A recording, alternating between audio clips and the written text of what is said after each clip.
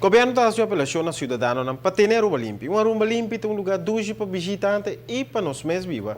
Mas, sin embargo, tem cidadãos que não estão compreendendo para que está sendo importante para manter nossa isla limpa. E não somente para uma boniteza, uma bonita pista, mas também para a saúde do povo em geral. A polícia recentemente vem constatar que asa de área cerca da cidade tem cidadãos que estão depositando carga de sushi em vez de tirar aqui na dom.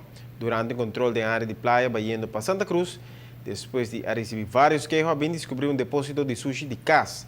A polícia atrás um reporte de situação aqui, a reportagem aqui também na sede inspector e também dentro de contato com o Selimar.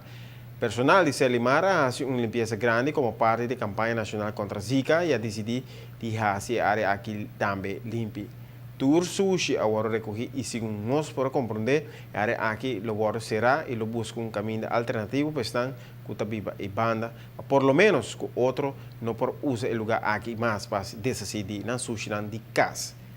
De maneira drive-thru onde custa 30 de banda para vender sushi e depois sai para outra banda de caminho. Viaje mais, peleção também na aba como cidadão consciente no momento de fazer casa limpa, tem dom oficial onde vou por diz vai tirar aqui entre outros para quitar boss. Assim uso de aqui e pedir urgente para fazer uso de dom e ser consciente para ter nossa isla limpa.